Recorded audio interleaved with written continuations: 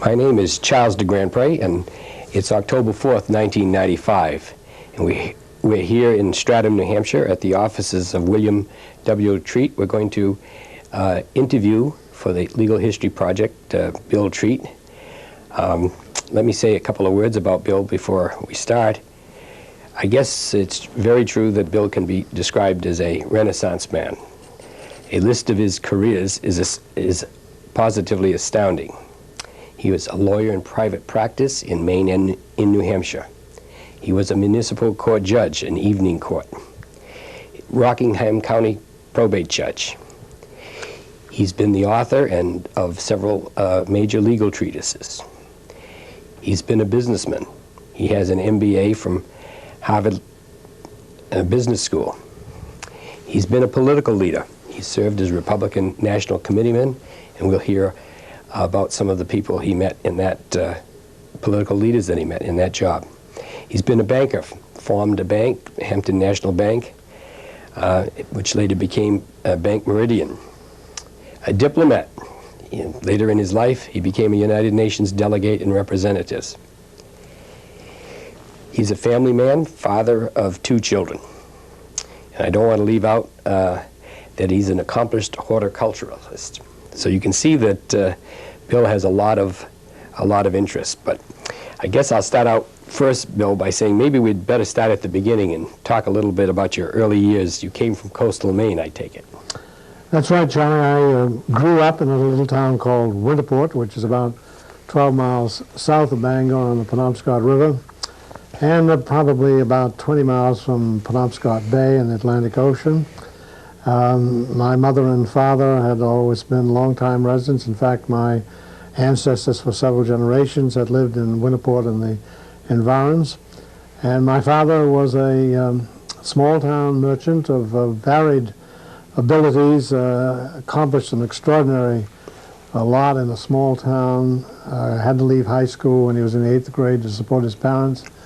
And while we were certainly not wealthy, we always considered ourselves reasonably well-to-do for small-town people. My mother was very much of an intellectual woman who introduced me to the world of literature, insisted that I read the right books, always insisted I go to Boston with her to the Boston Globe Book Fair. And so I was brought up, in spite of the fact that my parents, neither one of whom had graduated from college, it was a atmosphere that very much revered the literary and historical parts of our lives. And I had a brother and a sister, both of whom are younger than I am.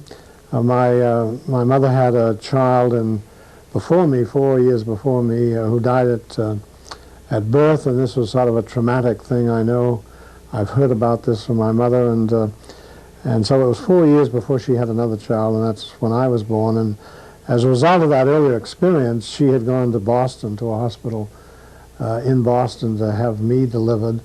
She had a sister in Boston. So you were actually born in Boston? I was actually born in Boston. I was actually born in Dorchester, which is a suburb of Boston, which I suppose qualifies me for running for mayor of Boston sometime. But in any case, I came back to Maine and grew up there, and led, I suppose, a typical small-town life, going to public schools and the Winterport High School, and then on to the University of Maine, which is about a 20-mile trip from Winterport. At some point you met the vivacious Vivian. How did you meet your Well, after wife? I graduated from Maine, it had always been my ambition to become a lawyer. And in the town of Winterport, I don't suppose there were more than 2 or 3 people who had ever graduated from college. And one of those persons was a man named Roy Fernald, who had 9 earned college degrees. He became my confidant and mentor, and he was in politics and actually ran for governor. But I'm getting away from your question a little bit, but this is the sort of way you sort of develop your interest in life, and I think a lot of mine came out of Roy Fernald's experiences. And in any case, after Maine, I then always wanted to be a lawyer because of my association with Roy Fernald, who was a lawyer. And went to law school, went to Columbia University. That was in 1940 when I graduated from Maine. And then Pearl Harbor came, and they closed the law school down. I had to leave law school, not having anything else to do. I went to Washington, got a job through Margaret Chase Smith's influence. My family had Senator from Maine. Senator from Maine who just recently died at a very advanced age in her 90s. And she was very kind and got me a job as a sort of a running clerk for the Library of Congress. Anytime a congressman wanted a book, I'd run over to the Library of Congress and bring it over. And then from there I had some other jobs. Ended up at what was called the Office of the Coordinator of Information, which was the predecessor to the Office of Strategic Services, which in turn was the predecessor to the CIA. Right, Secret Service, OSS. OSS. And we had an interesting job. This was the beginning of the war, and we would look over all correspondence that came in through the United States Post Office. Most people weren't aware that mail that was coming in was actually being read by government people. We wanted to see what impact the bombing by the British had on German cities. And some of these letters that came out of Germany told us about that. And so we would write reports which eventually in summary form would go to the president. But anyway, and after that I eventually found my way to Harvard Business School before law school reopened. And I started Harvard Business School, and while I was there, I met Vivian Baker, who was a freshman at Wellesley College. And immediately, I think it's fair to say, I immediately fell in love with her and pursued her then from that point on for the next 5 years, because that would have been in about 42 when I met her. And it wasn't until 47 that we finally married. So that's how you met Vivian. and I met. What do you have for children, Bill? We have a son and a daughter, Mary Esther, who is now married to Michael Colburn, and they live in Shelburne, Vermont. And our son, Jonathan, who everybody calls Dutch, who now is lives in Belmont Hill and works for the David Babson Company as a senior vice president. Both of my children are extraordinarily successful, and needless to say, they are great pride for Vivian and me. We are very happy to have them and their children, our grandchildren. Well, let's talk a little bit about your law education. I understand, Bill, that you have a Doctor of Laws, but you don't have a Bachelor of Laws. Now, explain how that can happen.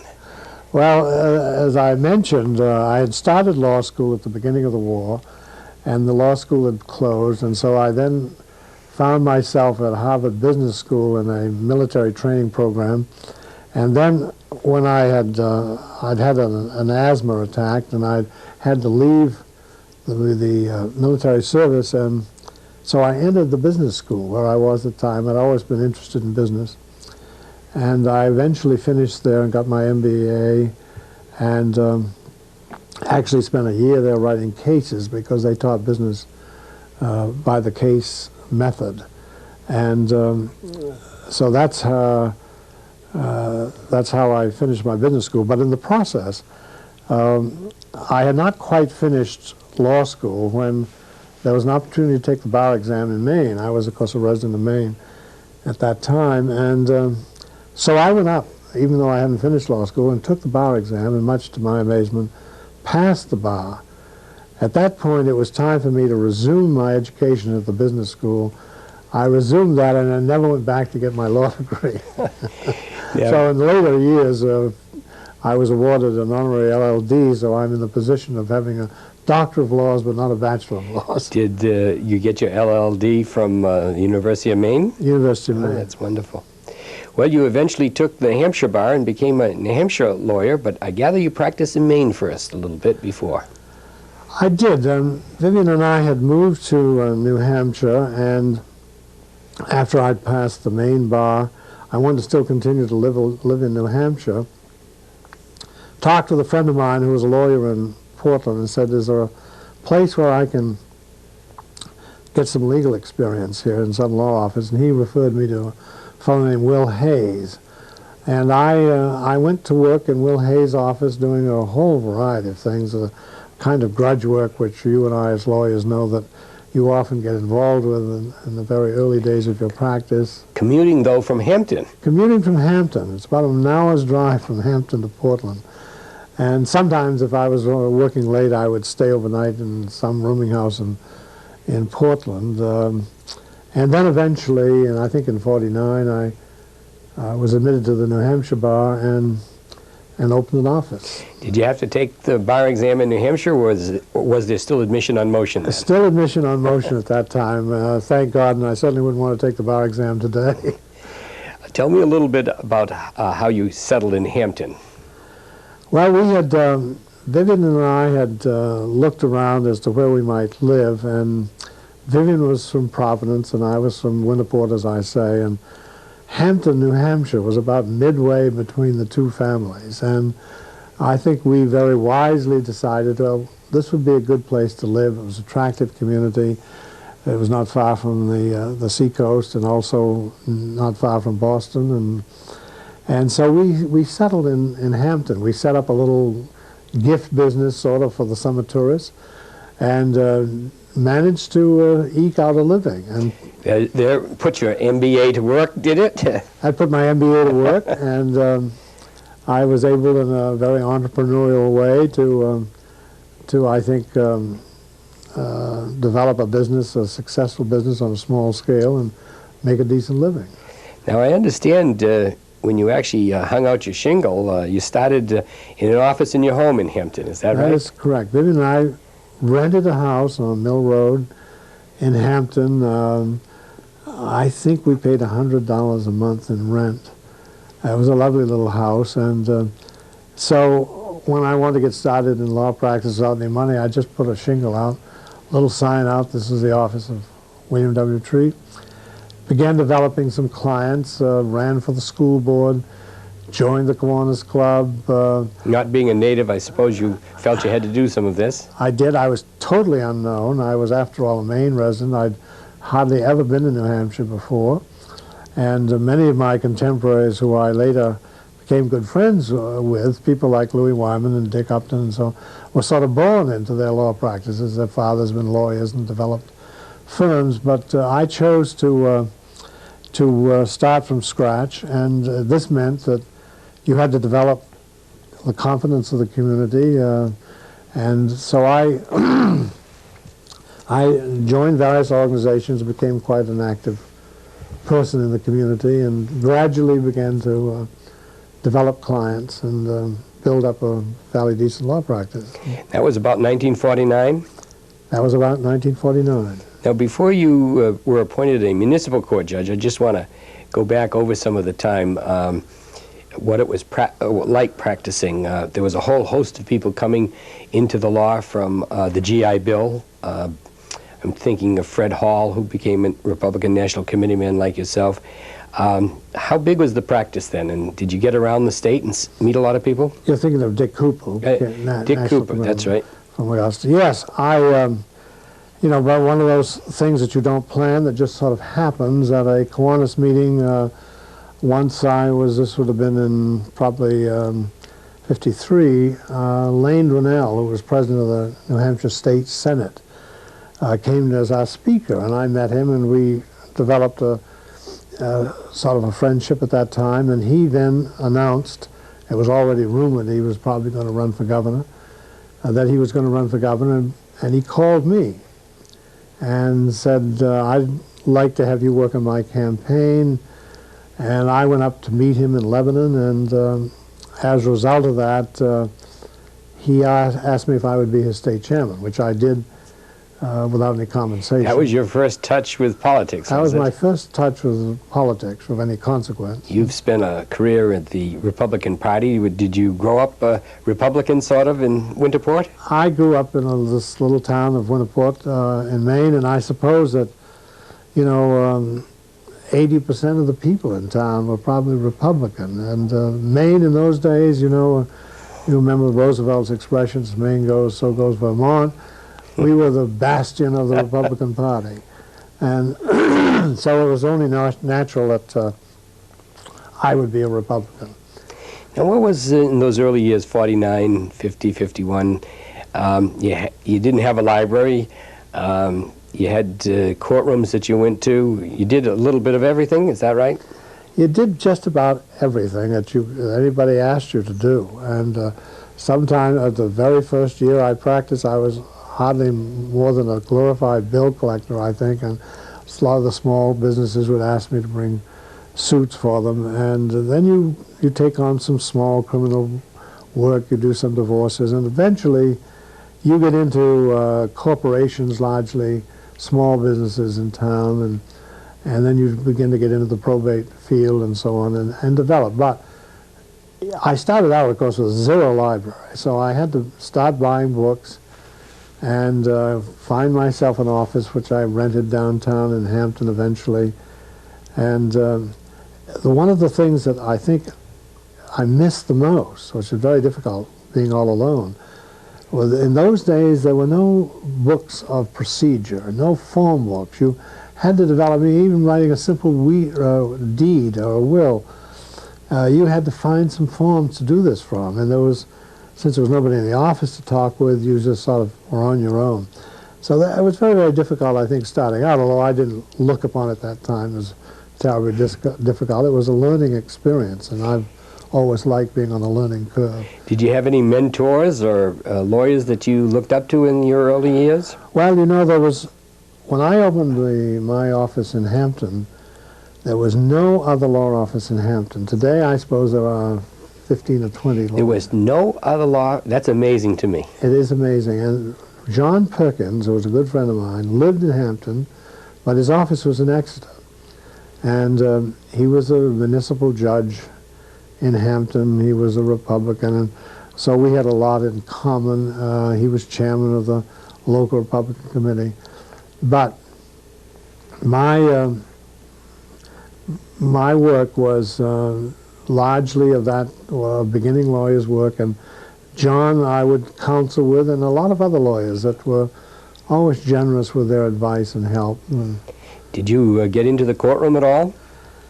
I did some, but not a great deal. It's terribly difficult for a single practitioner to efficiently use his time and also have a court practice. And in those days, and I guess it's still true, you could go to the courthouse and spend all day just waiting for your case to come up, and while you could really do nothing else, it was a very, very inefficient way. And so I didn't do much of any. I did virtually no criminal work. I did some civil work and a few cases that went to the Supreme Court that I argued. In the New Hampshire Supreme Court? In New Hampshire, not the United States Supreme Court. Actually, even early on, you argued some cases. Yes, even early on. I had these were corporate-type cases. I remember I had one where we had an employee of a company who had gone into business with another competing company in spite of the fact that he'd had an agreement not to compete when he was with the other firm. And it turned out that his agreement not to compete was written after he'd taken his employment with the company. So the court ruled there was no proper consideration for that agreement, and so we lost the case. Do you remember at that time that the briefs had to be actually typeset and printed as opposed to simply typed up on a typewriter? Do you recall that? They did not require them to be typeset. Oh, they did not. I thought they did. I don't recall, Charlie, that occurred. I remember we had IBM typewriters, and we had very, very well done briefs at that time, but I don't remember that we did more than that. That was one of my recollections. How about some of the legend has it that Bill Sleeper in the Seacoast was quite an extraordinary character, a trial lawyer. Do you ever remember running into him? I did, and Bill he used to occasionally come into the municipal court over which I presided. I can remember Bill coming in, and he was somewhat Lincoln-esque in his way. He was tall and spare of stature, and he had Wayne Malavy as his assistant, and he would come in and defend some poor guy who had been accused of drunken driving or something. And I can remember Bill coming in and defending somebody in court, and we were meeting then in this municipal court in a community building in the evening. And that's when a lot of these municipal courts met, because people didn't have time during the day to come in. And Bill sat in his chair while he was arguing. And he was a much older man and well regarded. And as judge, I remember sitting there and wondering, now, shall I say, Bill, you're supposed to stand when you're addressing the court. But he was a real character and a legendary figure in the Seacoast.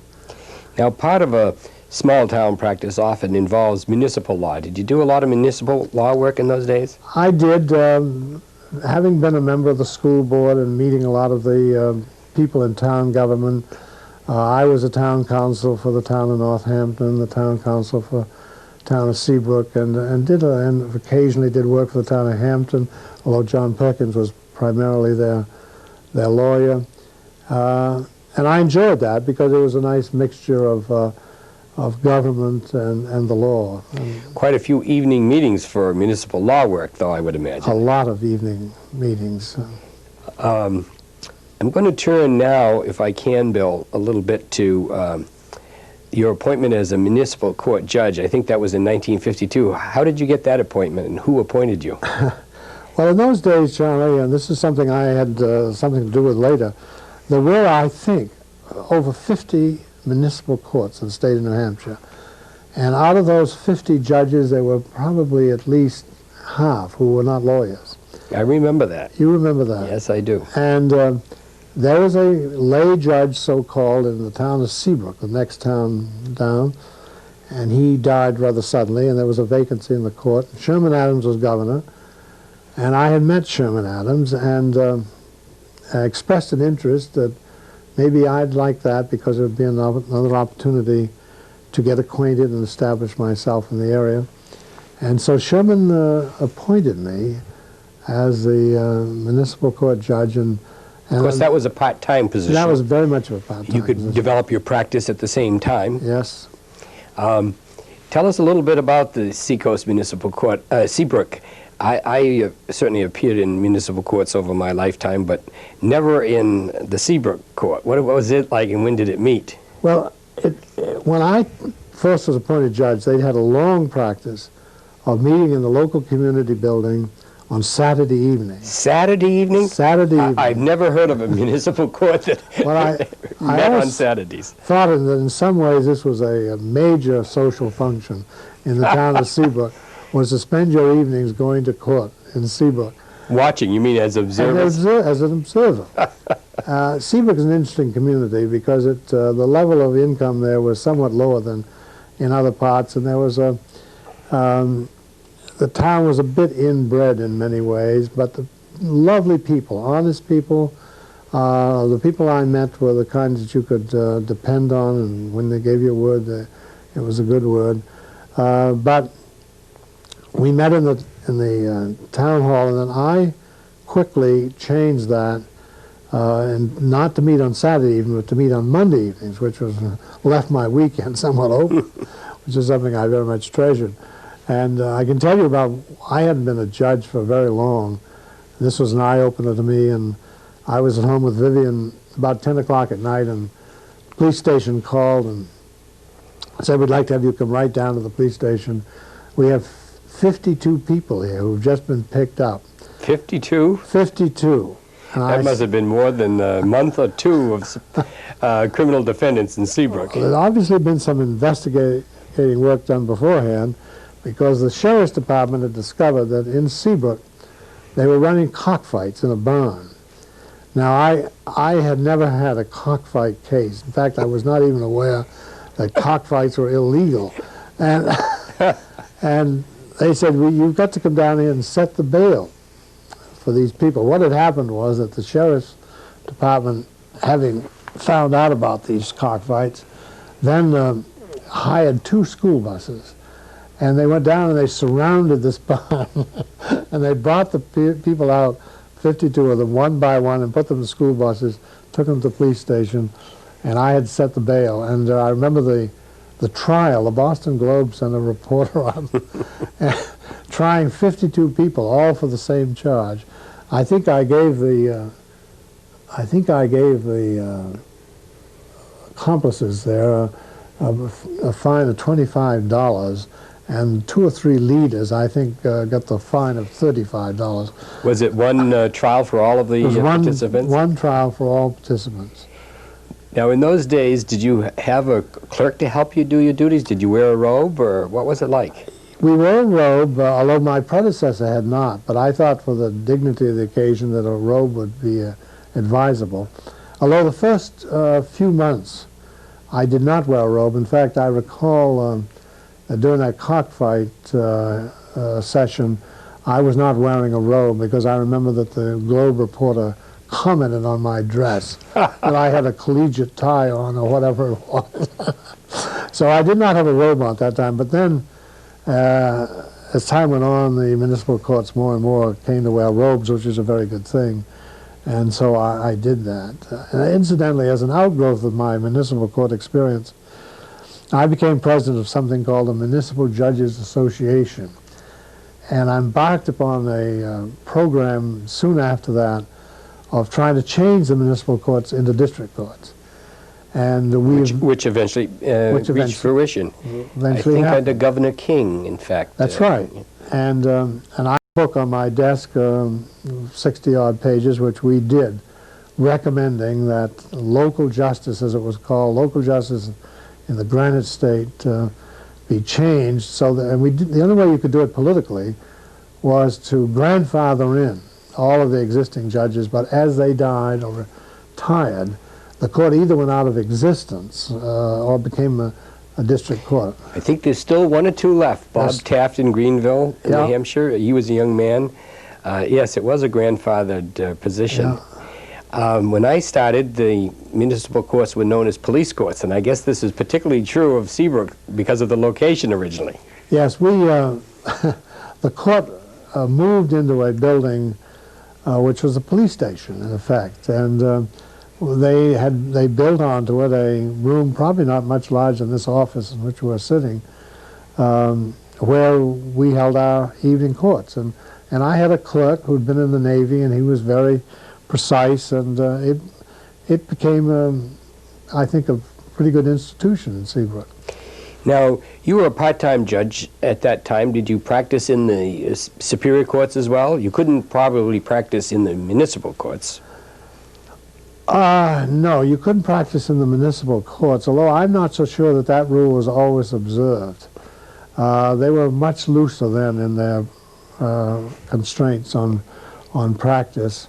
I did practice some in the Superior Court, but as I explained earlier, I didn't court that kind of, to make a pun, I didn't court that kind of business because it was terribly time-consuming, and unless you were involved with major corporations, which small practitioners weren't usually, it was an expensive way to try to run a law practice. Now, at some point, were you ever offered a Superior Court judgeship? I was, and I guess this would have been in 1955 when Lane Donnell was governor. There was a vacancy in the Superior Court. You had run his successful campaign. I had run his successful campaign, and I was very close to him. And as often the case, as we've experienced in recent years, friends of the governor often get appointed. And Lane said there's a vacancy, and the man that held that position was from your area, and we think it ought to be somebody from your area, and would you do it? And I debated this for some time, and Vivian and I discussed it. But in those days, the judges traveled, and you went on the circuit, and You traveled from court to court? court to court. And you were either in Keene in Cheshire County, or you might be up in Coos County, in Lancaster, or wherever. And you'd have to live in a motel You lived during in the a time the court met? You did, and actually the compensation at that time was not far different from what I was earning. It was only, I think it was $12,000. Is that right? 12,000? How many Superior Court judges were there in 1952? Oh, there were 7 then. Just 7? Just 7. Now there was 26 and Oh, 8, 30, I think. 30 maybe. And business was so slight, Charlie, that in those days, I remember Tom Morris, who I had recommended to Lane Donnell when I did not take the Superior Court position. He would be over in Cheshire County for a winter term, living in the Winding Brook Lodge over there and hating every minute of it. But he would take off the months of July and August and go traveling. And the courts, Superior Courts essentially closed down? They just closed down in the summertime. And even in the wintertime, he had a house in Florida, and he'd go off for a month or 6 weeks to Florida. So it was, in that sense, it was a relaxed kind of a life. But the constraints, because you couldn't really do other things. It was a full-time job. It was a full-time job, and I finally decided that wasn't my cup of tea. But you did eventually take on another judgeship. Can you tell us about your probate court judgeship in Rockingham County? After the Superior Court judgeship was turned down, that came up within a year, I think, afterwards. And again, Lane Donnell asked me if I would do that, and that being a part-time job, so that I could still do many of the things that I was doing at that time, I consented to go on the probate court. I might say that years later, when Walter Peterson was governor, he once again came back to me and said, that time I was a probate judge, would you go on the Superior Court? And I was a probate judge at that time and was very much occupied in a banking career, which we can talk about later, and other things, and it just didn't make sense to me. And so I'd recommended Wayne Malavey, and Wayne took over that position. Well, when were you appointed to the probate court judgeship? That was in 1958.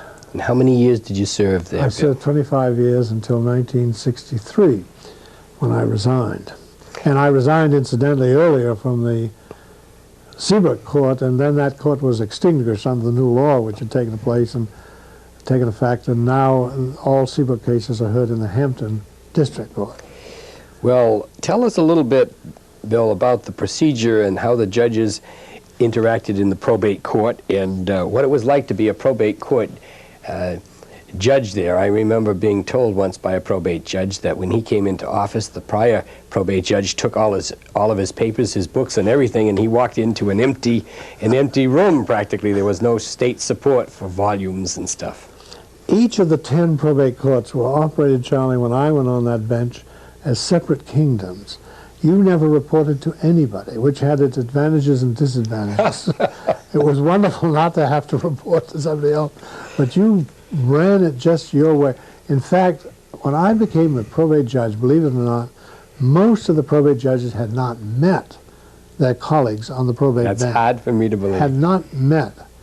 And I then urged them to meet and got in touch with all 10 of them, all 9 others, and we started holding meetings. And Judge Lemlin, who was the judge of probate in Manchester, a Republican Frenchman. Exactly, Franco-American, and a fine man, but would never come to a meeting. And I finally said to the other judges, let's meet in his courtroom in Manchester. We went down to his courtroom and held a meeting, and he did not attend. Now that is an indication of how jealous these judges were of their own particular areas. We never were able to get Judge Lemlin to attend the meeting. Thereafter, however, the other judges continued to meet and shared thoughts and began to develop ways to improve procedure and so on. Now, a probate judge, although is part-time, has tremendous amount of variety of cases that come before them, issues and jurisdictions. And of course, this is my field, so I particularly know of it. But can you go over some of the fields of probate law that were covered, from adoptions to estate cases and contested cases? You would sit, of course, in contested cases. Yes, when I first went on the appeals from the probate court on such questions as interpretation of wills were actually taken not to the Supreme Court but to the Superior Court. I eventually Where had there was a trial de novo, as I recall. That's exactly right. So you had two bites out of the apple. Exactly right. And I eventually went before the Judicial Council, and we changed that so that the appeals that went from probate court went directly to the Supreme Court. The probate court, as you know so well, is a court that has quite a variety of things. It is in many ways a family court with a lot of estate and trust issues imposed on those family issues. And we had a lot of issues dealing with guardianships, with adoptions, which were, in my way of thinking, extraordinarily important. In fact, I can remember going out to lunch with the Superior Court judges, and they were sitting upstairs in the same building that I was in, and I may be sitting there and judging on a $2 million estate while they were having an argument upstairs over a $3,000 contract case. So, we had some fascinating cases, and oftentimes very heart-tugging cases. And I can tell you about some adoption experiences, some experiences that I had with will interpretations. One which you are familiar with is the case of John Elwyn. Oh, tell us about that. That's a fascinating case. Yeah. John Elwyn was a descendant of John Langdon, the early governor of New Hampshire. And down through the years, through the generations, he had inherited correspondence that John Langdon had with virtually every colonial hero that you can think of, whether it was John Adams or John Hancock or Thomas Jefferson or George Washington. He was in touch with all of them. And he carefully saved all of these letters, and they were kept in little boxes. And John Elwyn had an apartment in New York City. And on the shelf in one of the rooms were these boxes of letters from all of the colonial heroes. And in his will, he had not mentioned those specifically, but it said that my personal belongings I leave to so-and-so. And the issue came up whether these came under that part of the will or whether they might come under another portion of the will. And to me, it was fascinating because it was a part of New Hampshire history, and I had a lot of fun. It's a fun opinion. I came across a term, or I should say a word, that I'd never seen before, and I had to look it up in the dictionary. Anfractuosities. Anfractuosities means sinuosities, the meanderings of the case of the stream or whatever have you. You loved language, I know that. I love language, and I'm afraid some of it crept into these opinions as I was going through other cases and reading other cases. I would become reacquainted with words which I thought were the best illustration of the points that had to be made, and so I did not hesitate to use words that were unfamiliar. Now, when I first got to know you, Bill, in capacity as a judge, I represented Child and Family Services, and in those days there were special session fees, and I want to go back to those, but you always were kind enough to waive your fee for this charitable organization of which you knew about. Tell me a little bit about special session fees. I don't think our younger members of the bar know what a special session fee and how that came about. It was an outgrowth of early colonial days and the way the courts were run in those days, and what sometimes referred to as the horse and buggy days. And the the probate court when I started was a traveling court. It sat in Derry and it sat in Portland. Really? I never knew that now. It did, and which was ridiculous because you go to Derry and the Derry lawyers wouldn't come in, but they would come into your court in Exeter.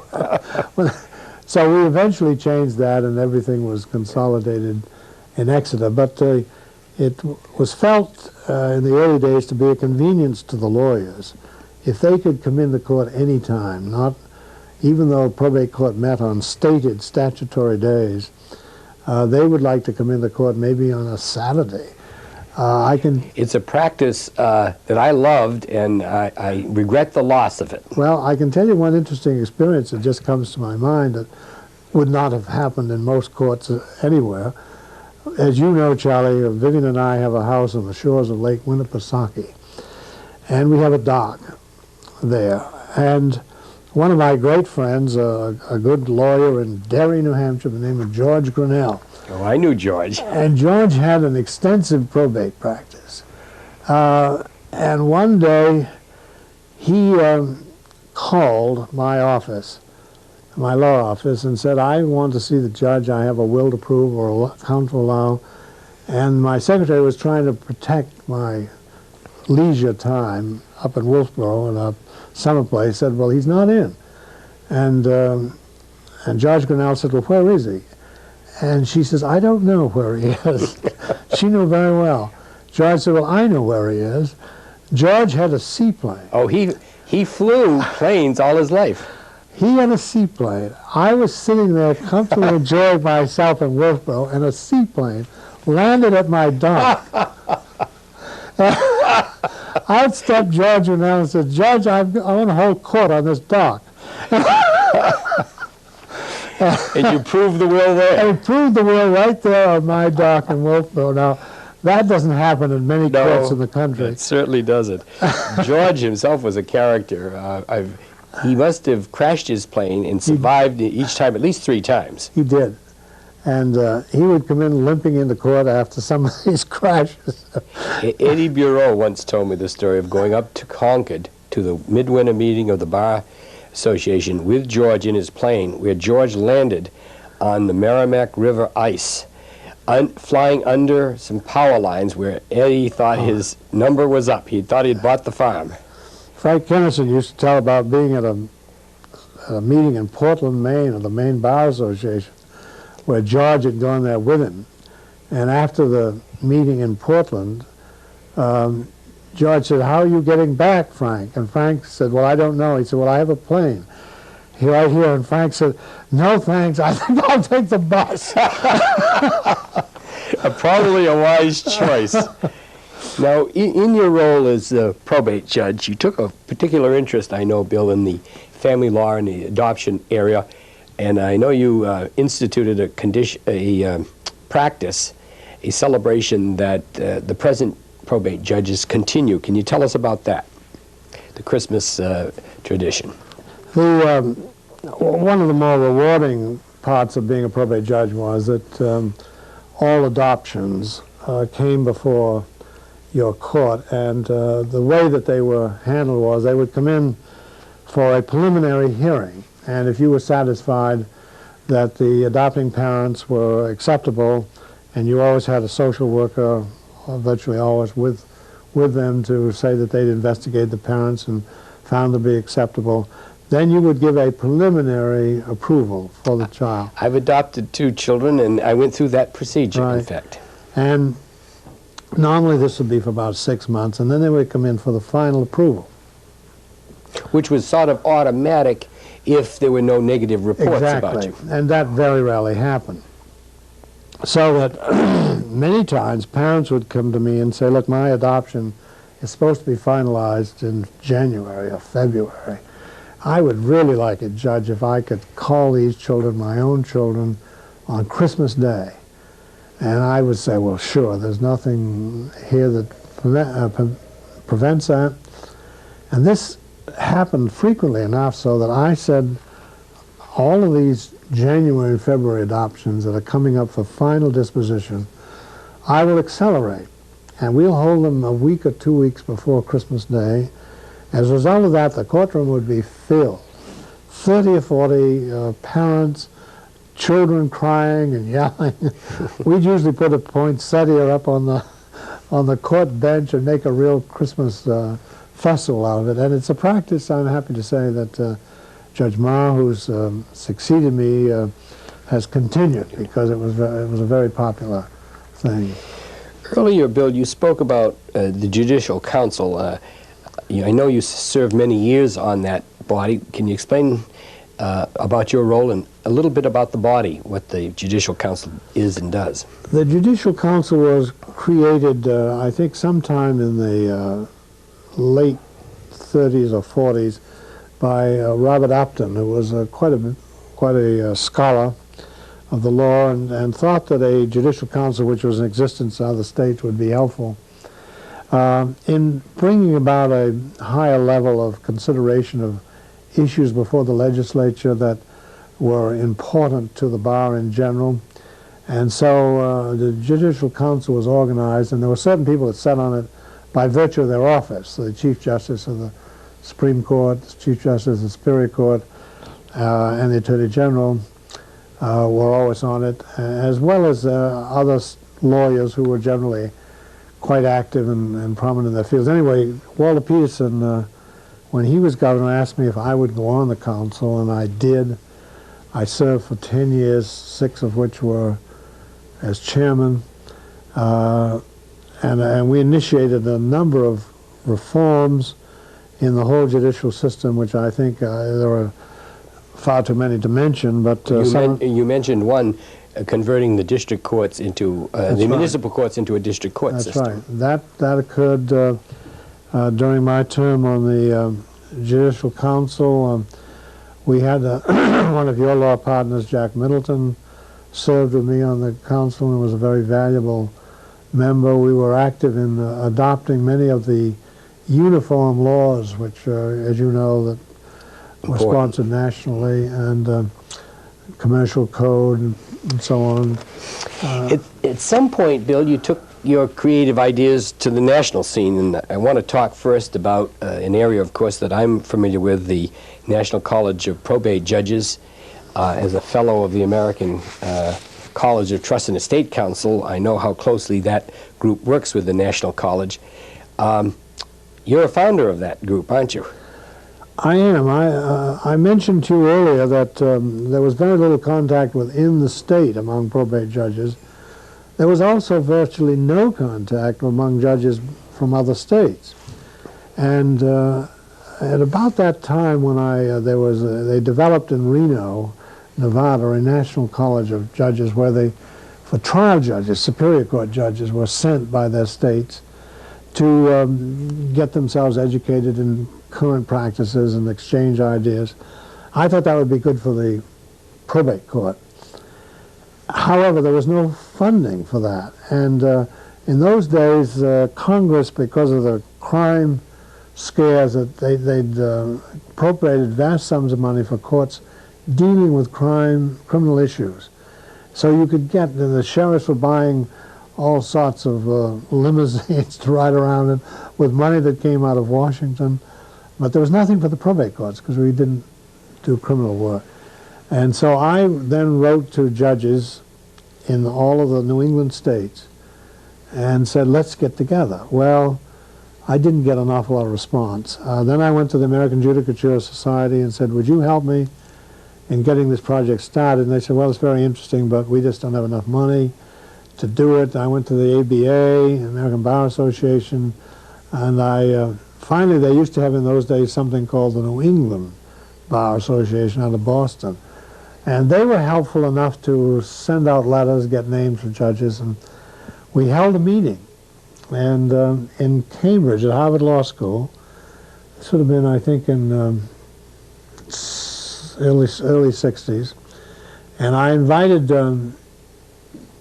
I guess it was the second meeting, I invited Tom Clark of the Supreme Court to come because he was very much interested in judicial reform.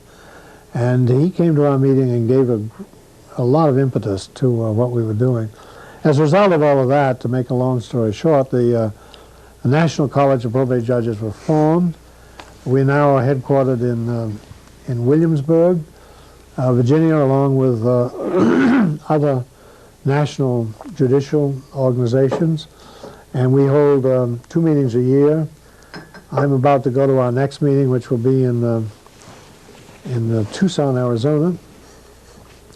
And each year now they award I'm very pleased to say, an award called the Tree Award, which is given to that person who has done the most for probate law during the I'm certainly familiar with that award, which was named after you retired. Right there beside you on that desk is one of the recipients of that award, Justice Sandra Day O'Connor of the United States Supreme Court. That's right. Sandra Day O'Connor, when she was a judge in Arizona, had done a lot of work to reform the Arizona probate code. And she received national recognition for that, and I think it had something to do with her credentials for being appointed to the Supreme Court. And so this award is chosen by a committee consisting of representatives from your organization, ACTEC, and from the American Bar Association, and the National College of Probate Judges. And so Sandra was chosen, and I was asked to go and present that award to her. That's the only case where we have not made the award at one of our meetings, but it was impossible for her to get away, and so we agreed to go to the Supreme Court. Well, present it. At my very first meeting that I attended at the American College of Trust and Estates Council, there were representatives from the National College of Probate Judges there, and that award and your name were quite prominently mentioned, and it was quite interesting to hear about that. I might say just a bit more about the organization now, which, unlike most of these organizations, is funded, self-funded. We never got government money, not a cent. And we have a little over $300,000 now in an endowment fund. And so we operate our educational meetings out of that fund. And it now has over 600 members, fully paying members. When I first organized it, I think our second or third meeting, we only had 42 that attended. So it's come a long ways. You had a role also with the National Center for State Courts. Tell us about that, Bill. Well, this was during the Nixon administration, when they were a group of people who were interested in improvement of judicial administration. And again, this was motivated in large part because of the growing recognition that something had to be done about crime. And so the federal government got involved in that, and eventually out of that emerged the National Center for State Courts, which sits in Williamsburg and acts as the secretariat for the National College of Probate Judges, as well as for appellate judges who go there for conferences, and all of the other levels of court are situated there. I want to spend a little time, Bill, turn your attention to your work as an author. I've succeeded to your first authorship, the 3-volume work on probate law that was groundbreaking in the state of New Hampshire. It became the first, really, of the New Hampshire Practice Series. Tell us a little bit about how you got about doing that major piece of work. Well, Frank Kennison became a great friend of mine, and he was very active in asking me to set up this committee on municipal courts, which recommended the district court system. And he said in passing one day, you know, the last time that there was a book written in New Hampshire on probate law was like 50 years ago. At least, yes. And he said it really ought to be updated. And I thought about it, and I went back to him and talked to him, and I said, well, do you think I should undertake this? He said, by all means, I'd be very grateful. And so I undertook to write that volume. It was actually in 3 volumes, there had been no work like this, really, for almost 60 or 70 years. Yeah. And since then, as you know, in other fields, now there are texts of evidence and so forth in New Hampshire, but this is one of the very first that came out on strictly New Hampshire law. With forms and a legal text. That's right. And you were kind enough, when I no longer was on the bench and was inactive, I've admired your work in writing for the Law Journal and know that you kept up with this, and so I'm very pleased that you've done such a good job keeping it up. Well, the work certainly has an interesting history. How did you find a publisher for it? Well, the man who was at that time not governor of New Hampshire, but was later governor of New Hampshire, was the only law book publisher in New Hampshire. His business consisted primarily, he developed an ability to publish law books in Spanish for places like Puerto Rico and so on. I'm not sure how all of this came about, but he'd once been with West Publishing Company. His name is Meldrum Thompson. And Meldrum had started a little law book publishing company up in Orford, New Hampshire. And I'd known Meldrum because he was in politics. And I drove to Orford and said, Mel, I'd like to do a book on probate law. Would you be interested? And he said, well, you know, I've long thought about starting a series of law books just for New Hampshire. And he said we would be interested. And so out of that, the project was started. I think it took me at least 2 years, maybe 3 years, and before it ever came off the presses. Well, I think it must have been at least that long, because I can remember my senior partner, Harriet Mansfield, proofreading the text Exactly. for the book. Harriet Mansfield did a lot of the probate work in your office, the McLean office in Manchester. Frequently appeared before me and my court system. I admired her work and asked her if she would be of assistance, and she did, and I was always grateful and acknowledged that. You know, we spoke earlier about people who hadn't, who were very preeminent legal practitioners, lawyers in New Hampshire who never went to law school. I can recall both my partner, Kenneth Graff, not finishing Harvard Law School, and Franklin Hollis, I was surprised to know, had left law school and taken the bar. Miss Mansfield actually never went to law school. She took a correspondence course from LaSalle University and worked as a secretary for Judge McLean. And of all the probate lawyers I've ever dealt with, she certainly had the most common sense, practical approach to the practice of law that I've ever known. She was quite a... Very fine lady. I once went into her, Bill, and said, I proposed what this client wanted me to do, and she said, well, you can't do that. And I said, well, why is that? Because the client wants to do it. She says, because, Charlie, it would be wrong. She was quite an interesting person. What other articles and things? I know you've been a writer over the years. What other authorships do you have? Well, when I got into banking later, an issue that came up frequently in banking was the fiduciary responsibility of bank directors. And I attended meetings of the American Bar Association, and when this subject came up, I suggested that we ought to have a book on outlining the duties of bank directors.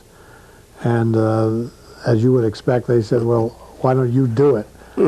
And so I did a book, and it was had the largest run of any publication the American Bankers Association had ever put out. What we did was we sent it out to banks all over the country, Charlie, and it went, of course, to the CEO, to the bank president.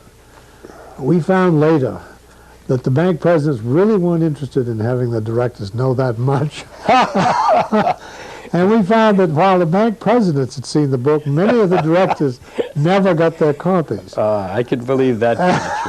I think you would understand that. But that was a book also that was republished, and I think they eventually got the names of bank directors and sent it directly to their offices so that they would have copies of it. Well, you segued us very nicely into another one of your careers. This is a career in banking. You had an MBA from Harvard. Before I get into the banking and your other business interests, I'd like to ask you a little bit about how you view the legal training that you got and how it transferred into business and perhaps vice versa. Can you tell us anything about your thoughts about that? Well, you know, early on, largely because of the interest which I had mentioned to you, I was interested in the law, in government, and in economics. And those were my majors in college. And then, of course, went to law school and business school and continued my academic development. And I found that I really, as a banker, I can't imagine having been a banker without having been a lawyer. It was enormously helpful to me in analyzing issues, so that it worked very much in conjunction with that kind of an experience. I later got into business. I served on many corporate boards, and there again, both the legal understanding of your fiduciary responsibility to your shareholders, as well as your business knowledge and legal knowledge, they constantly interplayed with each other, so that one reinforced the other. And I found this to be enormously helpful. Again, much later, about 6 years ago, I can talk about this later, got involved in the field of diplomacy, and there much depends on wording of diplomatic documents and how to do this in language that's acceptable to people in other governments, so that once again my legal training worked very well in the diplomatic world. So banking, business, diplomatic world, all use this kind of training. Interesting. Let's talk about your banking. I guess in the 50s you could form a bank pretty easily. How did you get into banking? Because you were a founder of the Hampton National Bank. You know, you say get into it easily. It wasn't quite as easy as you might think. In our little town of Hampton, where I'd started my law practice, there was a savings bank called the Hampton Cooperative Bank. There was no other financial institution, no commercial bank. You had to go to Exeter, Portsmouth. Some people actually went to Newburyport, Mass. to do their banking. And several of the businessmen in town said, we ought to have a commercial bank. Why don't you do something about it? And so I undertook to get a charter for a bank. Now, before I had done this, several of them had filed a petition in Concord to form a state commercial bank. Here again, there's the interplay of politics and business. I knew enough about politics in New Hampshire to know that my good friend today and then, Hugh Gregg, who had the only, or his father, had the only bank holding company in New Hampshire, had so much influence in Concord that there was no way they had a bank in Exeter, the Rockingham National Bank, that they were going to permit a new bank in their market area. And sure enough, that was turned down. There was conceived to be not a need. And so I decided that to get around that, I should go to Washington and get a national charter. And by this time, I was Republican state chairman. I knew a lot of people in Washington, and I'd been to Washington a lot. And so I prepared a proposal for a national bank charter. And it went through the process of public hearings and all of that, and that was granted. It's much more intricate than I thought. But it took it took a combination of legal, business, and political knowledge really to get this whole thing started. And then, of course, the real hard part became, here you got a bank charter but no money and no stockholders, and it was a matter of raising some capital. What seems incredible today is that you could actually start a national bank with $130,000 of capital, and that's all the capital we had. And I raised that private investors that you from private investors. I raised that through friends of mine, and we opened that in a rented storefront building with, I think, 3 employees. And I'm very proud to say that at the end of the first 6 months, we actually showed a profit. I don't know how we did this on such a small capitalization, and from that point on, that bank never had a quarter when we didn't show a profit. And as time went on, I managed to do the administrative work out of my law office. By this time, I'd gone from a rented building to a building that I'd purchased, which is actually right across the street from the National Bank. And we gradually developed it. Now that was in '58, and it wasn't until see, that was in '58, and it was not until '72 actually that we had our own building. And we opened a new building, a lovely marble building on Winnicott Road in Hampton. And from that point, the bank took off, and it really began to grow. And so by the time I sold the bank, which was not until 1988 or 89, it was up to around $130 million in assets. Were you chairman of this publicly held bank? Originally it was publicly held, I take it. That's right. Small number of investors. I was always from the beginning, I was the chairman and president of the bank and the chief administrative officer, but never got any compensation for the first, I guess the first 12, 15 years. And would go over from my law office at lunch hour or something and check on things. But then in 1972, when it began to develop some size, I moved in and became a full-time president of the bank. And at some point, did the bank change its name? And that's right. It started out as a Hampton National Bank. We really never envisioned it being any more than a Hampton Bank. But as it grew, we saw the opportunity to add additional offices, and we opened a branch in Northampton. We opened a branch in Seabrook, eventually a branch in Exeter, and then in Portsmouth. And as we spread geographically, the name Hampton National didn't carry quite the clout of public relations effect we wanted. So we decided, well, let's change the name of this bank, but to what? And we sponsored a small contest among our bank employees, and we had lots of suggestions. People made humorous suggestions such as Treat Trust or Yank Bank or things of this sort.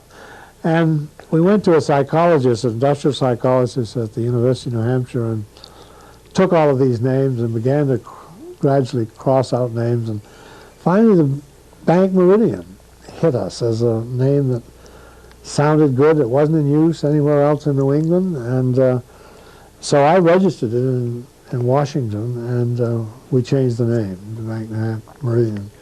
now, in your role, you were involved with the Hampton Electric Company. You were involved with the Hampton National Bank, later Bank Meridian. You were probate court judge. Can you remember some fights that you got into as bank with the bank? First with the bank, we'll talk about Hampton Electric or Unitil later. Yeah, well, with the bank, number one, as a banking institution, we constantly had lawsuits, to which we were sometimes plaintiffs and sometimes defendant. And as you know, that field has spread enormously, so people are always bringing suits against banks that are considered fair game, like electric companies. And so we occasionally had lawsuits, but then we did have an attempt sometime in the middle 60s, I think, when the Dunphy family were prominent in developing business in New Hampshire and had a lot of success. There were a number of brothers, 5 or 6 of them involved, and they were good businessmen. And they attempted to buy up some of the stock and get control of it. And but that eventually was resolved, and I'd personally acquired stock, and so as time went on, I became a major shareholder, owned over 50%, and then eventually we bought out the minority shareholders by getting an investment banker involved and having the value of it appraised. So it became a private bank. Now, you took your local banking experience onto a broader field, very interesting and important field, the Federal Reserve Bank. Tell us about that, Bill.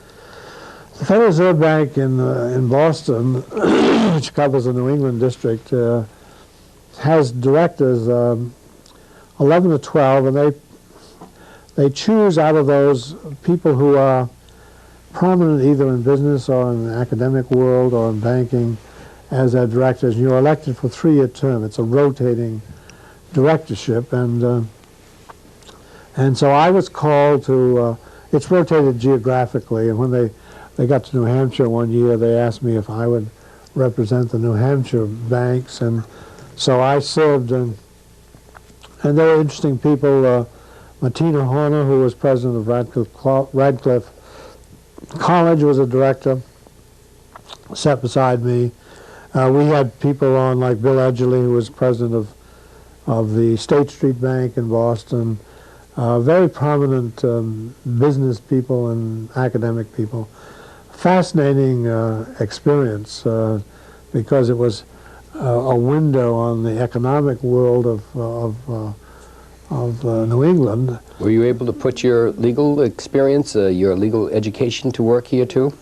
I did.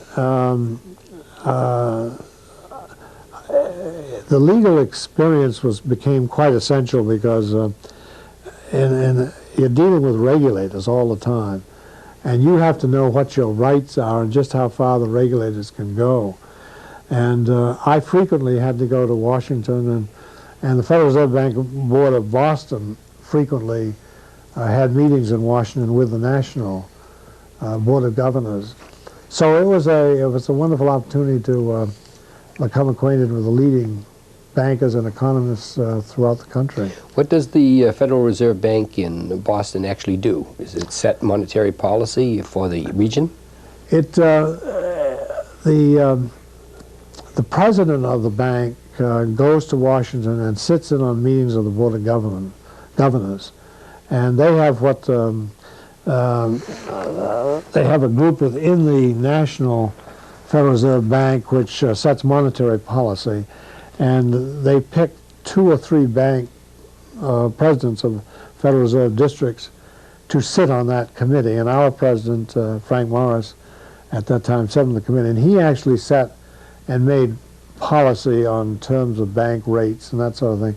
We as a board didn't do that, but we did become very much involved with economic trends within New England. Any bank failures, of course, came to our attention. All before the 80s. All before the big bank right. failures. But there were always some banks that were on the brink, and always some banks that required extra attention from the board. Let's talk a little bit now, Bill, if we can, about your other business interest. I mentioned Hampton Electric, and I think that's the company that later became Unitil, a large utility. How did you get involved in Hampton Electric? That came about because a friend of yours and mine, Franklin Hollis, who was on their board, I'd known Frank, and they wanted somebody in this area, the Exeter Hampton area, to serve on the board. And Franklin and I had known each other. He thought I had business knowledge and was widely known within this area and would be a good board member. So I went on what is technically known as the Exeter and Hampton Electric Company. Now, the Exeter and Hampton Electric Company had a shareholder by the name of Tenney. This is a private company that provided retail electricity to That's right. customers in those towns. To this whole area. It goes not as far as Portsmouth, but up to Portsmouth. And so I served on that board, and I was elected to serve on that board. And the Tenney family also was involved with the Concord Electric Company and with the Pittsburgh Gas and Electric Company in Pittsburgh. And they didn't have a dominating shareholder position. They only owned about 8 or 10% in these companies, but they were, nevertheless, over the years had maintained control. So they eventually decided to create a bank holding company. Energy holding company, not a bank holding No, company. I'm sorry, not electric energy. I'm mixing up my professions here. And an electric holding company. So they then formed something called Unitil, which controlled Pittsburgh, Concord, Exton, Hampton. And Unitil is headquartered in Hampton, and I'm now on the Unitil board. And then we had an interesting experience then, something you're familiar with, a company called Eastern Utility. Yes, we were on the losing side of this battle. We represented the attempting takeover. Right. There was a hostile tender offer made. That's right. And by Eastern Utilities, and as you well know, the utility field, like the banking field, is filled with regulators. I mean, at the state level, the national level, so that in order to do these things, you have to have approval of a vast number of government agencies.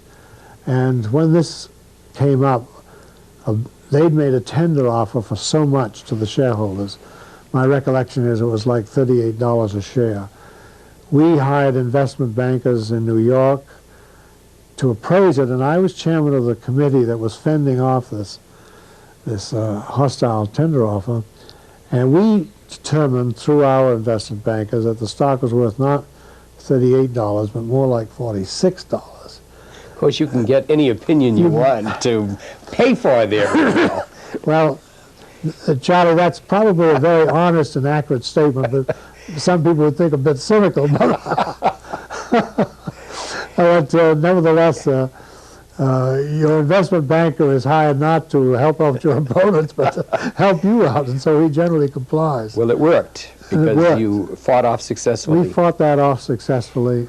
Now, do you still sit on the board? I still sit on the Unitil board, even though I'm really beyond the age when most people serve as a bank director. They've waived that requirement. I still continue, and I'm on their executive committee and chairman of their audit committee. And you obviously get a charge out of it. I love it. I love it. It's a wonderful. For one thing, it's a very well-run company, and that isn't always the case. I've had my experiences with companies that are not well run, and this one is well run. It's getting to be an exciting company. They're now getting into what's called retail wheeling. The traditional historic barriers to companies, electric companies going over the border into other areas are now gradually breaking down, so that we are in the position of, for instance, being able to go into the area that used to be protected for the Public Service Company in New Hampshire. And we can go in there and target some of their major customers. And we can sell electricity for 5 cents a kilowatt hour that the customers now are paying 10 cents a kilowatt hour for in Manchester. So this is going to be a very interesting time. But your rates right now must be substantially less than the Public Service Company rates. They're substantially less. And we are right now on the verge of embarking upon a campaign to let the people know that they can buy electricity a lot cheaper from us than they can do it from the Public Service Company in New Hampshire. Well, we've talked a lot about your friends, and I want to leave some time. I want to move to the political, but in your business interest, you were, president of a bank, chairman of a major utility company in the area, probate court judge. Did you run into some local opposition from people who said you've got too much power? Or? Well, I'm sure in a small town and a small area like this that you couldn't hold that many positions without developing some jealousy or envy, maybe. That probably occurred in some cases. In the political field, inevitably one runs into adversaries when you're in politics. And as a Republican state chairman, I had people who were extremely helpful and supportive to me, but I also had some people who made my work as Republican state chairman very difficult. Let's talk about politics, because I've always associated you with the moderate Republican wing, and a person who's so politically astute in this area. I think we mentioned your roots go back to Republicanism, back up into Maine, but when did you first get involved in politics in New Hampshire, Bill? And tell us about some of the individuals that were involved. Well, when I first, as I related to my experience with Lane Donnell, when we began our political career, there was a fellow in New Hampshire at that time, he's now deceased, by the name of Wesley Powell, who every 2 years, when an election came up, Wesley was on the ballot for something. He was a Republican, too. He was a Republican. A maverick, though. A maverick Republican. And he made life miserable for people who were trying to keep unity within the Republican Party. Wesley would no sooner lose an election, which he lost much more often than he won, then he would immediately say that he wasn't sure that he could support the Republican candidate. And he would immediately start bargaining for his support. This went on all the time, and he had a great friend who was a very powerful friend, and that was William Loeb. Did you know William Loeb? I knew William Loeb. And William Loeb was the owner, publisher of the Manchester Union Leader, which is known throughout the country for its political positions. That's a nice description. I would say far-right conservative political positions. Well, I might even say, as a Democrat, kooky political positions.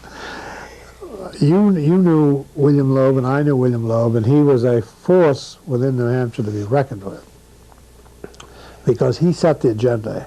Through his newspaper, he decided what issues were important. And you've got to be on the right side of those issues, or you lost a lot of journalistic support. So it was always the question of what is Bill Loeb going to do in this election? Who is he going to support? Who is he going to oppose?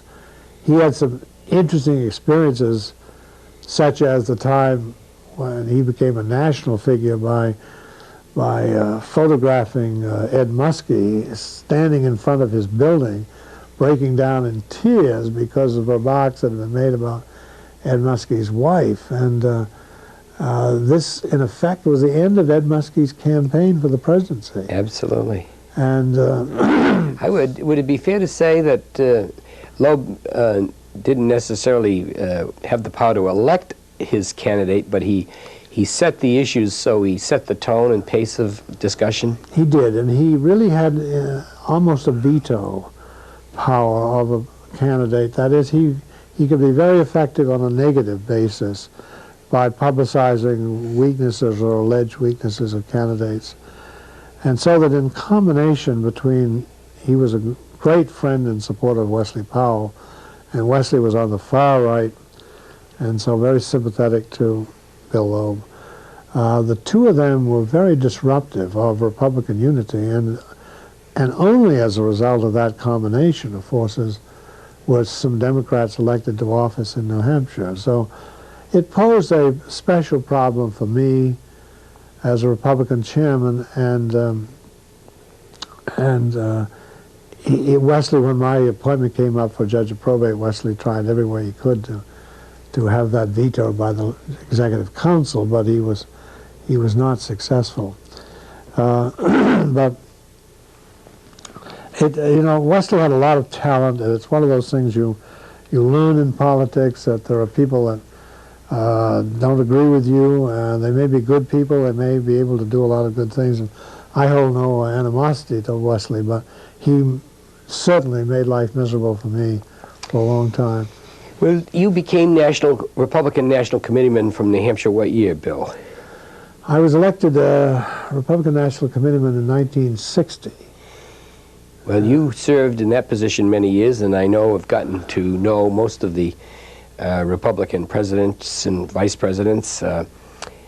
Hanging in the walls behind you in the other office are many photographs with political candidates because of the primary here. Tell us about some of your the most colorful characters that you've met, and perhaps tell us which president you think you admired the most. Well, at the very beginning, when I became state chairman, it was a marvelous, it was the golden years of the Republican Party, because, particularly for New Hampshire, because Eisenhower was in the White House. He was a very popular president. Party lines, really. There were a lot of people I know, like you yourself, and I had been an Eisenhower supporter, and you were an Eisenhower supporter. I was a young Republican for Ike. Right, and it was my introduction to politics. Like with many people, Eisenhower was perceived as sort of a non-political type that was above the somewhat national and irrational things that went on in politics, and I was happy to join it, but I became what's normally called, as you mentioned, a moderate Republican. I wasn't a left-wing or right-winger, but I was a great supporter of Ike's. And so with Sherman Adams, who would then become Chief of Staff, extremely powerful position, and Adams made it more powerful than it had ever been before because he really controlled the door to the White House, to the Oval Office. And we had Sherman, and we had Stiles Bridges in the United States Senate. And Stiles Bridges was the most senior Republican in all the United States Senate, having been elected when he was only 36 years of age. And he was chairman or ranking member of the Appropriations Committee, the most powerful committee in the Senate. So we had these two individuals from New Hampshire, which lent enormous power and prestige to the state. How did the two of them get along? Not well. Not well. It was always deemed to be an ideological difference, but it was underneath, it was a contest over turf. You know, New Hampshire is my turf, it's not your turf. And Bridges had been governor of New Hampshire and was powerful, and he didn't like this young upstart, Sherman Adams, coming in and sitting right beside the president and making decisions in the White House. So that Sherman Adams, who I thought and still think was an extremely tough Yankee guy who was a great governor, did a lot to reform New Hampshire, and I think was a good chief of staff. But Sherman Adams had one personality quirk that got him into trouble. He was tight as you can be. He was so tight. You know, he'd never pick up a check. He would, and Yankee thrift, they call Yankee thrift. He was a tough guy. He was the kind of guy when you're talking with him on the telephone, when the conversation was through, he'd hang up. He never said goodbye. And he had a temper.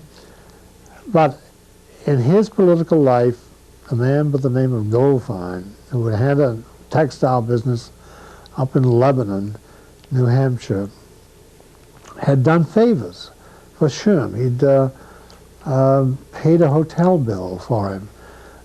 He had given him a coat once. The Vicuna coat. The Vicuna coat, which Sherman didn't pay for, but he gave it to him. Later, Goldfein, Bernie Goldfein, as often happens in businesses, got into trouble with the federal agencies and asked Sherm to intervene. And Sherm, to his everlasting horror, made some telephone calls. The Democrats were in power in Congress, and they had a committee called the Harris Committee. And they heard about this, and they started an investigation, and sure enough, they found that Sherm had had some telephone bills paid for by Goldfein. He'd received a Vicuna coat, and he'd actually had a rug in his house that was either loaned or given to him by Will. And these days, Charlie, I think it's fair to say those are pretty minor offenses. Pretty minor, but of course you were in, he was in the administration of the most rectitudinous president we had had for many years. And Eisenhower had said, and maybe Sherman Adams had said, we're going to be as straight as a hound's tooth. Well, they lived to regret that statement, much as George Bush lived to regret saying, watch my lips. It'll never be a tax increase.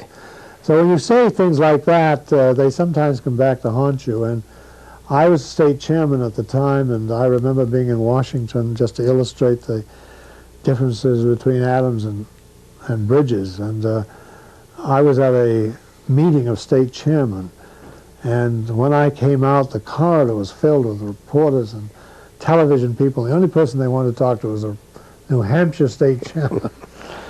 And they asked me about Sherman Adams. What did I know about him? What did I think of him?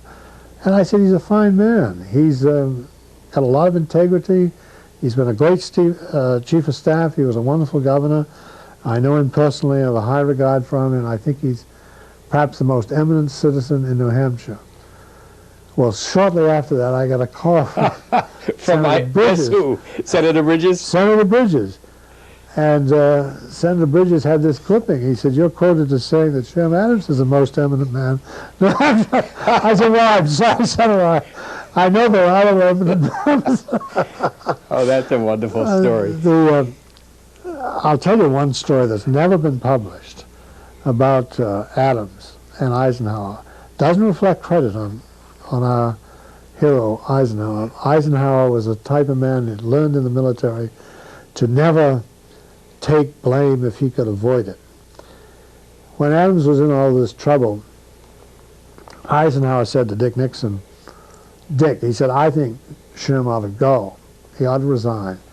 I can't tell him. He said, I can't tell him. He said, he's too close to me. It's just something I can't do. Would you go and tell Sherm that for the sake of the party and the sake of the nation, he should just quietly resign for whatever reason, and I'll write him a nice letter and say what a great chief of staff he's been. Well, Nixon didn't want to do this any more than I wanted to do it. He was friendly with Adams also. And had political ambitions of his own. And had political ambitions. But the president asked him to do it. So he called up Sherm, made an appointment, went over to the White House and discussed it with him and told him about the public relations impact on the party and how this might hurt the elections. And maybe the sensible thing to do was, if Sherm agreed to it, be to gracefully resign. And Sherm listened and didn't say much, and Dick went back to his office. In a few minutes he got a telephone call from Sherm. And he said, Dick, I thought you'd like to know that after you talked to me, I went to see the boss, Eisenhower, and told him what you'd said. And Eisenhower said, Sherm, under no conditions should you do that. Of course you should. That shows some of the dissembling that takes place. It was after that that Nixon, I know, as a matter of fact, told Len Hall, who was Republican state chairman, and Len was the one who told me Republican national chairman. Republican national chairman. Told me this. Dick said, I'm getting out of politics. I'm just fed up with this dissembling. I can't stand it, and I'm going to get out of politics. Well, he learned how to dissemble. He learned how to dissemble on his own. Tell us about the presidents you've known. You've got pictures here with every president, Republican president, since Eisenhower. You probably saw most of them come through the New Hampshire primary, probably. I did. They were all at one time or another in my office. When they came to New Hampshire, George Bush and Ronald Reagan would come and pay a visit, and of course Dick Nixon. Nixon, having been a very active vice president under Eisenhower, was always viewed as a potential candidate for the presidency, and tried to prepare himself for that. And so he and I became quite close because he knew the importance of New Hampshire. And in 1950, and let me think now, it was prior to the 1956 election, there was a movement made to get Dick Nixon off the ticket. Oh, I remember that, yes. Dump Nixon. Dump Nixon. And Eisenhower was so far in the background, nobody could ever blame him for it. But the fact that Sherman Adams was involved in this indicated that he had Ike's approval. And this was gaining a lot of steam. And so along came the presidential primaries in New Hampshire, which were an off-year primary. I, in support of Nixon, began to say that we ought to, let's write his name in. His name isn't on the ballot for vice president. Let's write it in. And we did. And something like 22,000. It was a huge write-in. It completely stopped the Dump Nixon. And after that, Dick Nixon was always a great friend of mine. I hope he never forgot you. He didn't forget me, and he wrote me letters, and he called me after that and thanked me. And so I was involved with Nixon. Well, then, as we all know, Nixon lost a very close election in 1960 to Jack Kennedy. And then, when he was finally elected in 1968, after Kennedy's assassination and after a lot had happened, and I can go on a lot about Dick Nixon, but I've often wondered if his presidency wouldn't have been a lot different if he'd been elected in 60. I think between 60 and 68, some of the people he became associated with and his own personality, he always had sort of a latent paranoia that was easy for him to see enemies where there weren't enemies, and God knows he had plenty of real enemies. So that I particularly blame John Mitchell and some of those people that were around him for some of the things that happened. I'm not trying to take blame off of Nixon, because certainly it stops at his door, but the person that I knew back in the 50s, the Dick Nixon that I knew, was a different person. I can remember going into his office and talking with Charlie McCarter, one of his aides, and Dick Nixon had just been to a hospital, a children's hospital. He'd come back. He was so shook up he couldn't talk. I mean, I can remember telling, I was out at Nixon's home, and I remember Pat telling about him coming home after a speech. It'd be 1:30, 2 o'clock in the morning, climbing up in a treehouse where Tricia and Julie had a treehouse, and getting a blanket and putting it on. I mean, he was underneath he had a lot of tenderness in him, and God knows that never was the image in public. And, you know, since then, people like Pat Moynihan and others who worked with him said that as a president, he was one of the most progressive that we've ever had, the things that he did. As a Democrat, I'd simply amend that by saying one of the most progressive Republican presidents we've had. But Pat Moynihan, who was a Democrat, made it even broader than that. And you know, he started a lot of programs today, which people think of as Democratic programs, like OSHA and the welfare bill. programs and so on. Well, anyway, that's enough about Dick Nixon. But that was interesting. Were you ever tempted to run for politics nationally or statewide yourself, Bill? You know, it obviously comes up, and people tell you, sometimes seriously and sometimes to just court your favor.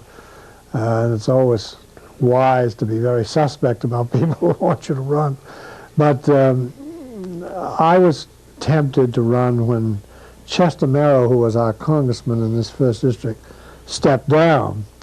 There was a lot of sentiment that I should run, and I actually went to the point of having a press release prepared, and Peter Grafiotis, who was doing publicity work for me, took it over to the Manchester Post Office, and then I came to my senses, and I called Peter and said, "Get that out of there. I don't want to run for Congress." And I thank God I didn't. I mean, the life of a congressman is extremely demanding. My priorities have always been different. My primary devotion is always to my wife and my children. You can't be in politics and really accumulate an estate if you're an honest politician. If you want to establish some resources and assets for your children and your wife, you really have to be in the private sector. And not only that, but going back and forth to Washington, traveling all the time, it's a very difficult life. So that I think maybe one of the curses that I've always had to combat, Charlie, is that I'm essentially lazy. If I don't believe that. If I'd had a little more ambition, maybe I might have done some of it. How about the state political bug? Did that ever? Well, in '64 that came up. That was the year when Goldwater was nominated. And I had been chairman of the program committee at the Republican National Convention, which was held in San Francisco. And that was an extremely divisive year. It was an Eisenhower-Goldwater year. The fight against Nelson Rockefeller, the division on the, right. at the convention. And I had been not a supporter of Goldwater's because I thought he would be terrible as a candidate, which he was. And I had supported at one point Rockefeller, I had supported Lodge, I supported Bill Scranton, But I never supported Goldwater, and there was a lot of acrimony that year. And So it had been difficult for you to run with him on the it ticket. would have been very difficult for me to run, and there were front page newspaper stories that I was going to run, but I never did. I'll tell you one thing that isn't generally known about that particular time. In 1963, about in December before Christmas, I was asked by George Lodge if I would go and meet with his father. Now, his father was in Saigon, and he said, my father's out there, reporters are calling up, there's terrible telephone connections, he can't understand what they're talking about, he doesn't know what to say, please go out and talk to him and see what you can find That's out. a remarkable request. Vivian and I and the children are going on a skiing trip, and I said, all right, I'll give up my skiing trip. This has to be done confidentially because as National Committeeman, I don't want it perceived that I'm supporting anybody, but I will go and meet with your father. So George Lodge called his father. His father said, okay, I'll meet with Bill on such and such a day at the Repulse Bay Hotel in Hong Kong. So I'd never been to Hong Kong. I'd never traveled over the Pacific Ocean at that point. I went, got on a plane, stopped in Hawaii and got the shots that you have to have for various diseases, got back on a plane, slept and ate all the way on the plane, got to Hong Kong in time to meet Lodge. Checked into my room. There was a water shortage. There was no water in the room. Went down to the desk clerk and said, what room is Ambassador Lodge in? And they checked their records and they said, he's not here. I said, he's not here. They said he had to cancel because of urgent business and strike. And you've traveled halfway across the world. I'm in Hong Kong. And so I then went out and finally got on something called Air Vietnam, which people traveled on with their live chickens and their chickens flying over the place. And went over the China Sea into Saigon. At that point, the communists were shooting at planes as they landed in Saigon. I got in on a Sunday night. I had Lodge's telephone number at his residence. And I remember calling him and saying, I want to speak with Ambassador Lodge. And some man answered. And they said, he isn't here. Who is this? And I said, it's Bill Treat. And he said, oh, hello, Bill. This is Kevin Lodge.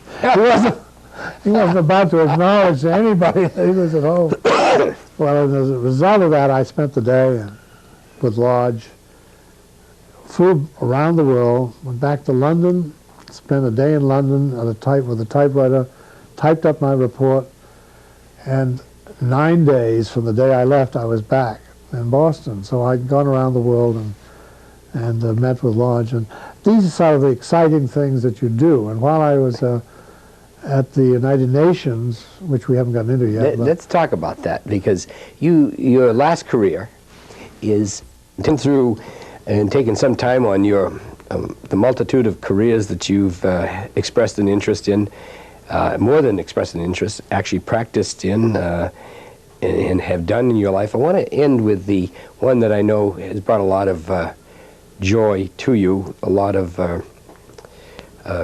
good feeling, the diplomatic career that you started with the UN late in your life and continue almost up to now. Can you tell us how that started as a UN delegate and representative?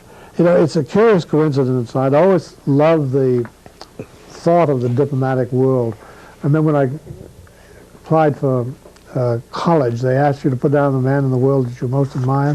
Who would you most like to be like? And this is when I was 18 years old in 1936. And I said Anthony Eden. I can remember saying that. That's remarkable. And later, when I was in Washington, holding the jobs that I've talked about, I always took a lot of federal exams thinking I might get a good job. And I took one for the diplomatic corps.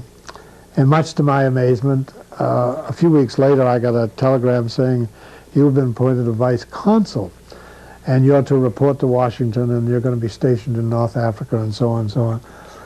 Well, I never did those because I wanted to finish my legal career and do other things. And then, quite by coincidence, Ronald Reagan when he was president, asked me if I would be a public delegate to the General Assembly of the United Nations. And so I was very happy to do that. It was a part-time position, that is, in the sense it lasted from middle of September until Christmas. And I could commute because it was in New York, and I could take the shuttle flight between Boston and New York. So Vivian would spend part of her time with me. We were given a very generous suite of rooms at the United Nations Plaza Hotel, and then on weekends I would generally fly back to New Hampshire. So that as a public delegate, I was asked what interest I had, what I was most interested in, and Bill Buckley had previously held this position and written a book about it. And he had mentioned in his book that the most exciting thing to do at the United Nations was to be involved in human rights, and that's what he'd done. It's called the Third Committee at the UN. So I asked to be put on the Third Committee. And Now you served, because I've seen the picture with Pearl Bailey, who was also an ambassador or a member of the UN delegation. That's right, she was, and Pearl was a fascinating person. She was always on stage in the sense that she was the same off stage as she was on stage. She was warm and lovely, and she was very, very popular. Ebullient, I'd say. She just... Exactly. And she spoke from her heart, you know, she didn't need prepared speeches, and obviously was very popular with the African delegation in particular. Now, what's that picture that has you and she walking out of a United Nations, a General Assembly debate, I believe? This is the 50th anniversary of the General Assembly, and you see the full panoply of the dais and the podium in the picture. What were you doing walking out? Well, that year, and that was my first year at the UN, I went back a second time, but they rotate the positions of the country. And at that time, the U.S. was in the front row, in the center. And we had a man by the name of Daniel Ortega, who hated the United States, who was head of the Nicaraguan government. Oh, yes, that's right. And he was a speaker. And he went on to call the United States murderers, assassins, everything you can name in the book. And we had been tipped off that if he gets into that sort of hyperbole, walk out. And so the national television cameras had been tipped off about this, and they had their eye on this. So it was on the evening news that night, and Pearl and I got out of our seats, and because we were right in the front row, it was quite obvious we were walking out. And I can remember Ortega saying as we walked out, "Oh, the Yankees can't take the truth. See, there they go." Now, did you ever address the General Assembly yourself? I did, particularly on my second term. George Bush had asked me to once again go back during the Gulf War. And that was an extremely exciting time at the UN when they had to get the UN approval. And so I did serve a second term. And in the course of that, I had to visit England and Margaret Thatcher and meet with her. And I see this picture. I've seen the picture of you at 10 Downing Street meeting with her. I take it was on UN business. What are your impressions of her? A powerful lady, a mind such as you rarely run into, a person who made a point never to compromise. That is, she had great convictions, which eventually brought her down, I think, because she was viewed as a little bit too arrogant. But she stayed there she was Prime Minister, I think, 10 or 11 years? She was. She was a Prime Minister for 11 and a half years. The longest time of anybody in this century, and of course the first woman to hold the office. So she must have done something right. I've always been a great admirer of hers, and I think she was good for England. There are a lot of people who obviously don't support her, and I think probably the Conservatives have about run out their time now in the English government. Each side gets its turn there. Each side gets its turn. At some point, Bill, you fascinated me before by telling me that you shifted from being a U.S. representative to being a UN employee and a UN representative. Can you tell us about that? Well, that's true, Charlie. In my second term, George Shultz was Secretary of State, and George said there was a vacancy on something called the Subcommission for Human Rights, which meets in Geneva. And there are 26 members, and the United States is entitled to a seat. But you have to be elected by the UN. We can't appoint you. We can merely nominate you. And then the UN will hold an election. And so I had not heard of this particular committee. It's a committee composed of primarily of, almost entirely of lawyers, some of whom are retired judges, some of whom are diplomats now, but lawyers by training. And so I agreed to do it.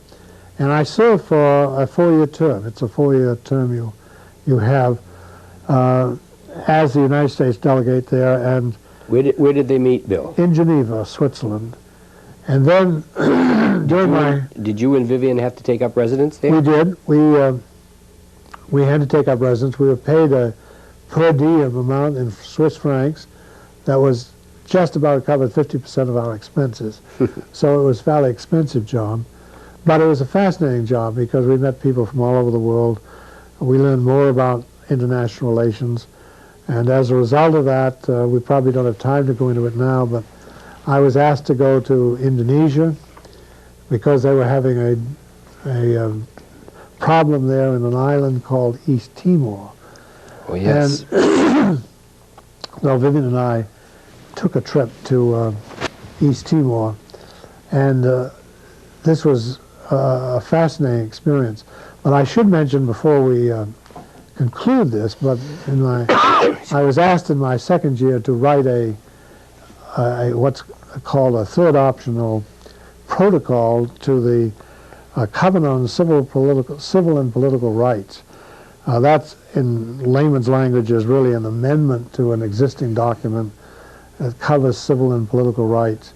And this was to describe the essential elements of a fair trial. And in the course of... Well, this is coming back to your role as a lawyer, late in your career. Role as a lawyer.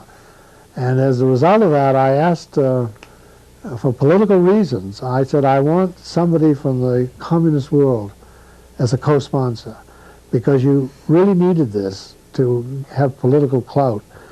And so the man who represented the Soviet Union, and it was the Soviet Union in those days, a man by the name of Chernyshenko, agreed to work with me. He was a lawyer in the Soviet Union, and as a result of this, I was sent to Moscow twice, and I met with the officials there. I took with me a lady who was spoke very fluent Russian. I can well remember we wanted to meet with the dissidents, Charlie, and she knew who the dissidents were. She knew where they lived. And these were the days when it was dangerous to be a dissident, and people followed you, and the KGB tried to find out. So we decided we'd go and visit these dissidents, but we didn't want the KGB to know where we were going. And so we took the Moscow subway, and we walked blocks and blocks, and we visited them. And some of them were publishing little underground newspapers and so on. And the next day they were giving a reception in my honor at one of the government buildings. I saw these people clustered in the corner, these Russians, and I said to this lady who understood Russian, see if you can hear what they're saying. And she went over and sort of eavesdropped on them, and she said, they're talking about where we were last night. So we knew the KGB was still operating. Well, I want to close, Bill, because your career came back to law here with a question that I'll throw out because we didn't talk about this earlier, but of all the judicial figures that you've had contact with, state or national, because I know you know David Souter of the U.S. Supreme Court, of all these judicial figures, who would you say was one of impressed you the most as a judge? Well, that's a very interesting question, and I've been, you know, through the probate judges and through other activities, I've met with Tom Clark, who was helpful to us, and Harry Blackman, who I had dinner with a couple of years ago in Florida, and got to know him and Sandra Day O'Connor, as we talked about, and of course David Souter, who was on the Judicial Council when I was, because he was Attorney General. And I think of all the people I've known who I liked and admired the most, it was Frank Kennison, who for 25 years was Chief Justice of our Supreme Court. And Frank was a terribly good man and did a lot for, as you know, Charlie, for the Bar Association, and the judiciary was extremely popular. I think Frank would have made a great Supreme Court judge. And the question you asked reminds me of one that was asked of Elliot Richardson last winter. He was a guest of ours in Florida, he and his wife, and he spoke at a meeting which I attended.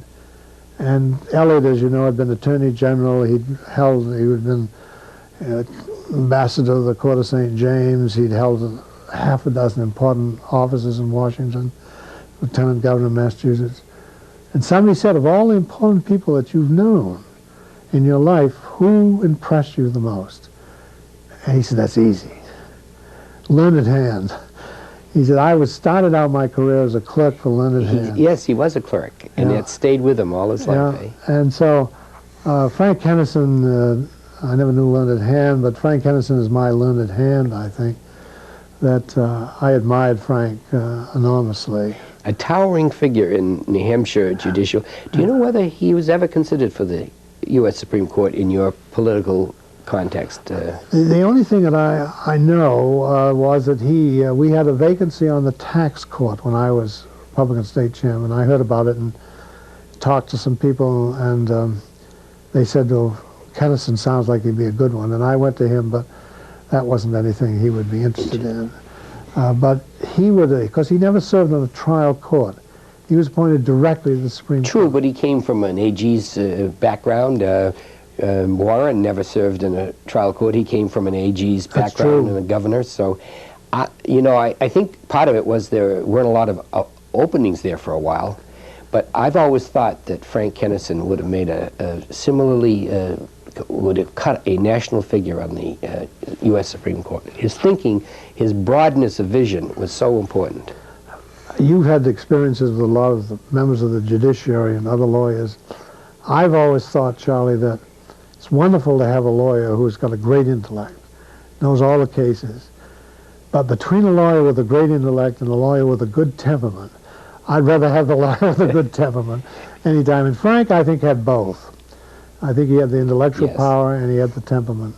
But he had a broadness of vision, an ability to put himself in the place of the poor or the litigant or the person seeking help, as well as looking at the major impact of legal issues in general. Quite an extraordinary individual. I think we'll close there, Bill. Is there anything else you want to say before we close? No, I think not. I often think of what Shakespeare said about the fantasies of life. You have a lot of fantasies.